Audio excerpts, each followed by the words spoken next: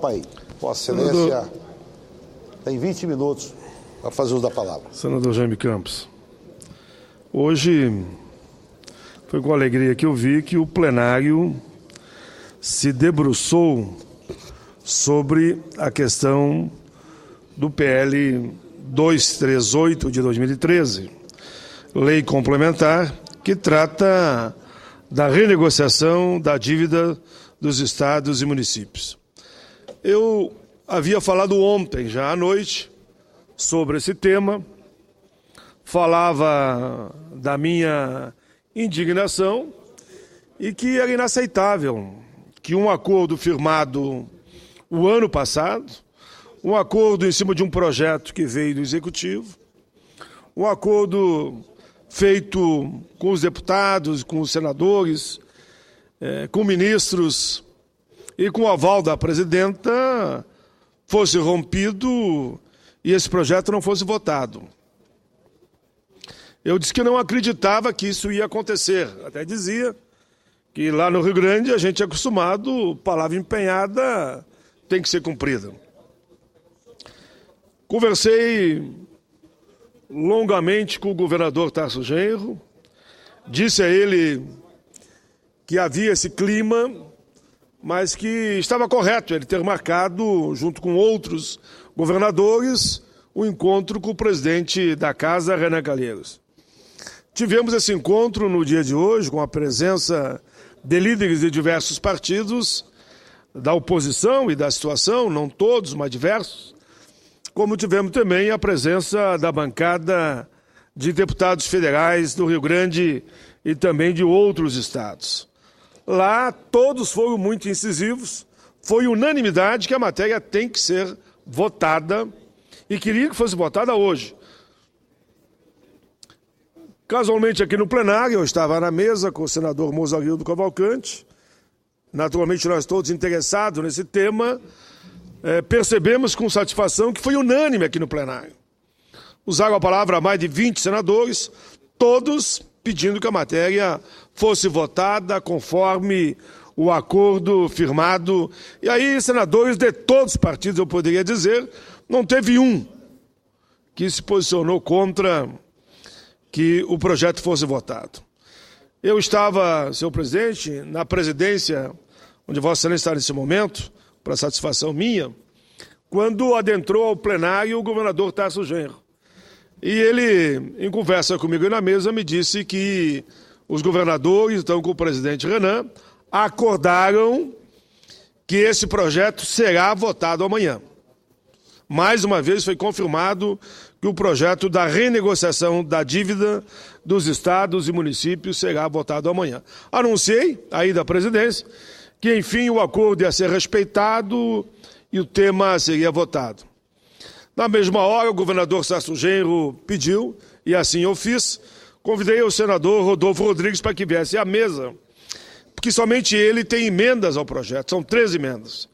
E na conversa que o governador teve com o senador Rodolfo Rodrigues, e ele então se comprometeu a retirar as emendas para facilitar a discussão e a votação na matéria, e não tendo emenda, não volta para a Câmara, vai direto então para a sanção da presidência da República. Queria então cumprimentar, senhor presidente, já que falei ontem sobre o tema, os governadores que trabalharam nesse sentido, e dizendo que é uma mudança importantíssima. A remuneração será efetuada a partir desse momento com base na variação do Índice Nacional de Preço ao Consumidor Amplo, IPCA, acrescido de taxa de juros nominais de 4% ao ano, ou a taxa Selic for menor. Antes, era o IGPDI e ainda acrescido de mais 6%. Para o Rio Grande, é muito importante essa votação. Tenho certeza que votaremos amanhã, espero eu até por unanimidade. E segundo projeções realizadas pelo governo do Estado, em 2028, os resíduos da dívida do Rio Grande reduzirão pela metade com essa negociação. Ou seja, teremos uma economia de aproximadamente 17 bilhões, numa dívida que ultrapassa a 44 bilhões. Senhor presidente, estamos animados. Como disse muito bem aqui o relator da matéria e como disse o presidente da Comissão de Economia, o projeto não é perfeito, mas significa um grande avanço. O Rio Grande do Sul estava com uma dívida impagável. Eu venho repetindo esse discurso há mais de 4 meses e, felizmente, amanhã nós vamos ter o desfecho final e, assim, a nossa dívida será paga totalmente, eu diria, até no máximo 2013, até aproximadamente 2030. Senhor presidente, além desse tema, que eu falei praticamente todos os dias, quero também fazer um registro do falecimento de um grande amigo, um militante das causas sociais e populares, principalmente um ícone da cultura gaúcha. Senhor presidente, a cultura gaúcha, em especial a música, está de luto. Faleceu ontem, aos 73 anos, o compositor e instrumentista Gilberto Amaro de Nascimento, conhecido carinhosamente no Rio Grande por Giba Giba. Ele não resistiu a complicações de uma cirurgia e faleceu ontem à tarde no Hospital das Clínicas de Porto Alegre.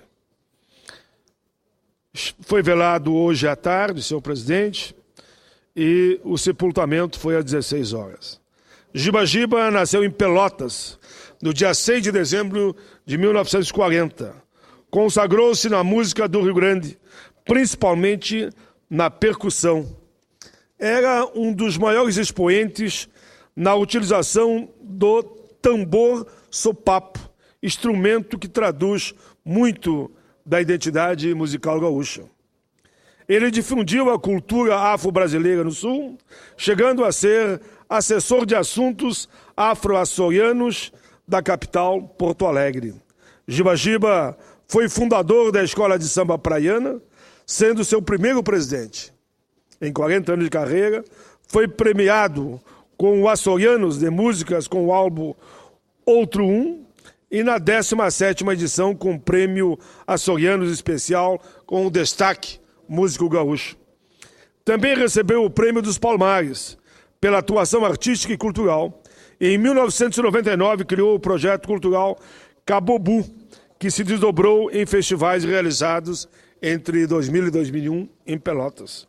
Segundo o crítico musical Juarez Fonseca, Giba Giba teve uma carreira tímida fora do Rio Grande do Sul, até por não ser um músico popular, mas dentro do nicho da música negra, da percussão, lá no Rio Grande, ele era uma grande referência e a partir desse eixo ele se tornou aí sim uma referência a nível nacional. Mas Giba Giba era um homem que não tinha vontade somente de aparecer. Giba Giba tinha em si o veio natural da música. Me lembro muito de As Veias Abertas da Música, série de TV, que percorreu o país em busca dos antigos mestres dos cancioneiros populares. Disse Giba Giba: sou de uma geração de artistas ortodoxos que não se adaptam, não sabem se vender. Por isso estou bem feliz pelo que faço e pelo reconhecimento que tive. Fica aqui, senhor presidente, esse registro. Fica aqui o reconhecimento ao grande Giba Giba, um mestre da cultura, da pesquisa musical, das raízes de homens e mulheres, guerreiros e guerreiras que lutaram pela liberdade de todos. Grande Giba Giba ficará sempre na nossa memória. Senhor presidente, nesses últimos minutos, não poderia, nesse segundo dia, depois que voltamos do recesso, deixar de falar de um fato que bateu forte no coração de todos os gaúchos e gaúchas, de todo o povo brasileiro, eu diria até com repercussão a nível internacional. Me refiro ao que aconteceu no Boate Kirtz, lá em Santa Maria, Rio Grande do Sul. Senhor presidente, o tema que trago a essa tribuna mais uma vez no início desse ano legislativo não é nada fácil. É difícil, porque a emoção toma conta, eu tenho certeza, principalmente de grande parte do Rio Grande. Ele nos leva a uma lembrança dolorosa, mas pela importância, precisamos estar com essa mensagem sempre viva. No dia 27 de janeiro passado, fez exatamente um ano que aconteceu em Santa Maria aquela tragédia, aquele incêndio terrível que consumiu a vida de 242 jovens. A lembrança do incêndio da Boate Kirs é algo profundamente triste, doída, dói muito. Fico imaginando como deve estar sendo a rotina diária das mães, pais, irmãos, avós, primos, sobrinhos, amigos que estão convivendo com a dor do luto. Muitos desses jovens já tinham constituído família e eu fico imaginando como estão os filhos. Desde o momento que tomei conhecimento do episódio em 2013, fizemos questão de estar presente no local. Fomos eu, a senadora Ana Amélia e o senador Simão. Fomos lá para dar a nossa solidariedade. Foi algo que jamais vamos esquecer. Sempre me vem à lembrança a imagem dos celulares em cima dos corpos estendidos que não atendiam às ligações de seus pais. Foi uma tragédia marcada pela dor e por uma pergunta que até hoje não quer calar e que não deve calar.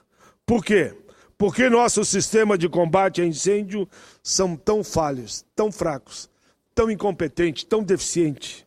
Todos nós somos tomados de emoção quando lembramos desse fato, mas é essa justa emoção que não deve, em nenhum momento, afastar-nos da obrigação de analisar a tragédia sob a perspectiva dessa e de outras perguntas para que isso nunca mais venha a acontecer.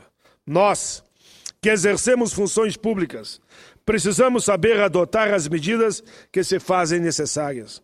Por essa razão, acima de tudo, foi que requeri a audiência pública que fizemos na Comissão de Direitos Humanos no final do ano passado. Transcorrido um ano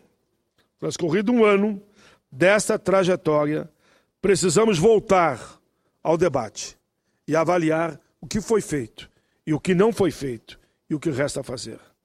Tenho pontuado, nesse sentido, 3 questões que eu entendo fundamentais. Como estão as famílias das 242 pessoas mortas na Boate Kirs? Elas receberam, por parte do poder público, o amparo e a atenção que lhes eram devidos? Elas têm sido atendidas em suas reivindicações ou ainda sofrendo com os trâmites burocráticos e o descaso daqueles que deviam ajudá-las? E os responsáveis foram punidos? Como está o processo? Enfim, a indignação não apenas dos familiares, mas de todos os gaúchos e de todos os brasileiros exige que sejam apontados todos os verdadeiros responsáveis pelo incêndio. Senhor presidente, e se para esse desfecho contribuírem a desídia, a incompetência ou até mesmo a má-fé de determinados indivíduos ou instituições, nada mais natural que esses indivíduos ou instituições respondam por suas ações e omissões. O processo criminal referente ao incêndio está em andamento, com seu conjunto de investigações, perícias, vistorias e oitivas, que deve ser acompanhado com muita atenção. O outro ponto de grande relevância diz respeito às medidas que precisam ser adotadas nas esferas federal, estadual e municipal, para que, como eu dizia antes, para que episódios como o da Boate Kirs não voltem a acontecer em nosso país e no mundo. Senador Petecão, estou trazendo esse assunto novamente, porque, infelizmente, o Brasil tem a tradição de passar do impacto inicial, provocado pelas grandes tragédias, voltar logo depois à rotina, como se nada tivesse acontecido. Todos devem lembrar de outras tragédias que vivemos, como o incêndio do Gran Circo norte-americano em Niterói, no ano de 1961, que morreram 503 pessoas. E o que foi feito de lá para cá para combater esse tipo de tragédia? Nada. 1972, Em 1974, respectivamente, aconteceram os incêndios dos edifícios Andraus e Joelmas, em São Paulo. No primeiro, morreram 16, no segundo foram 191 mortos. E teve que vir agora a Boate Kirtz para a gente voltar ao tema.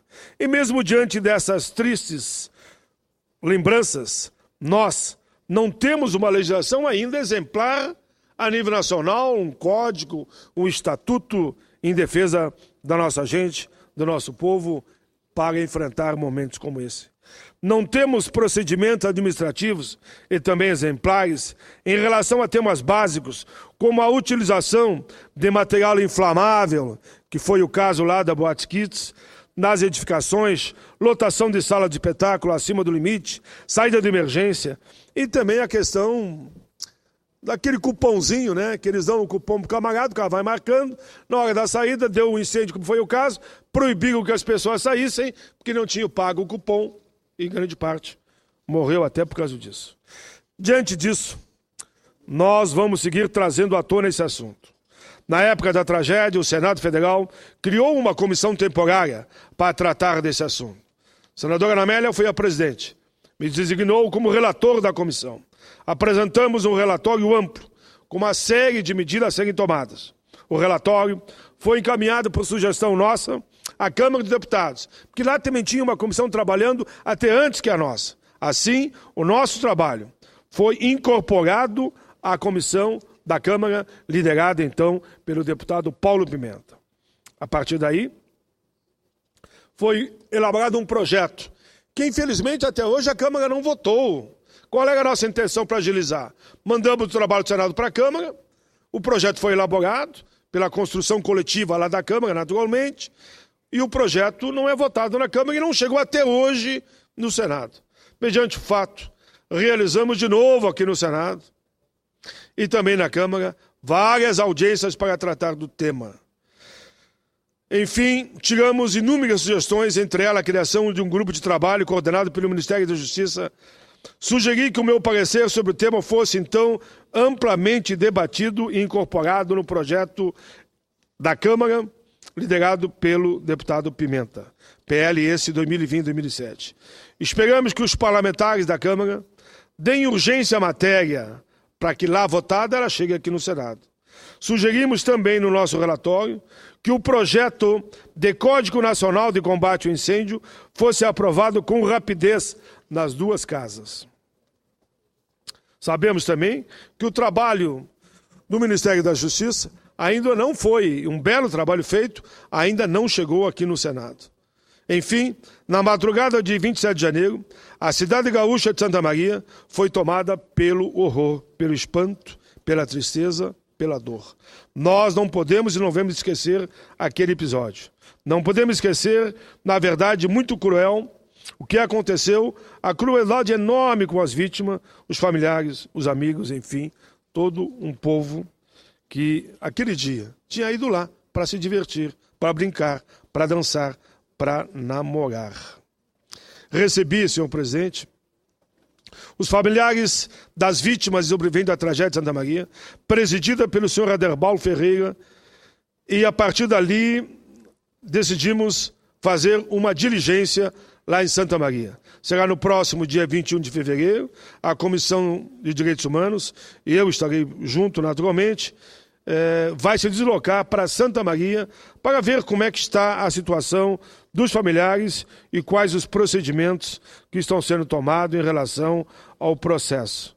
Sei que há um movimento muito grande de fazer, naquele espaço onde aconteceu o lamentável acidente, um tipo de um museu, um tipo de um encontro, tipo de um, como é que eu diria, como foi aquele daquele acidente nos Estados Unidos também, onde as duas torres gêmeas, né, se transforme ali, então, num grande espaço público memorial. Grande petecão me lembrou aqui, porque eu vi que o meu tempo está terminando, não quero ler tudo. Vai ser criado, então, um memorial em homenagem às vítimas da Boate Kirtz. E quero também destacar que houve um grande encontro em Santa Maria entre os dias 25, 26 e 27 de janeiro, em parceria com a Assembleia Legislativa a UFSM e a Unifra. Esse congresso foi um marco que tomou uma série de medidas no sentido de combater esse tipo de violência, né, de acidente que causa a morte nas causas de espetáculo. O presidente da associação, Dabal Ferreira, foi quem liderou o encontro e ele disse que foi muito positivo.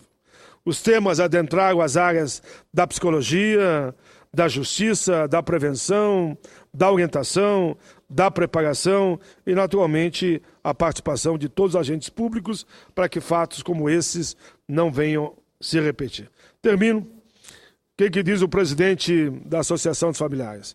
Ele disse: senador Paim, queremos justiça, somente justiça para todos. Somente justiça, cada um assuma a responsabilidade dos seus atos. Sei que nossos filhos não voltam mais. Enfim, na prevenção,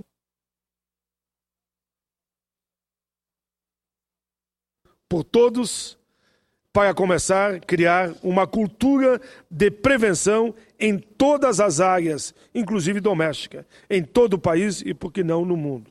É preciso agir, pois inertes nada acontece. Fica aqui, senhor presidente, fiz um resumo aqui a longo pronunciamento, porque aqui nele eu tenho as principais medidas que eles resolveram tomar a partir desse belo encontro que fizeram. Peço a Vossa Excelência que considere na íntegra os 3 pronunciamentos. Obrigado, senador Petecão, pela tolerância.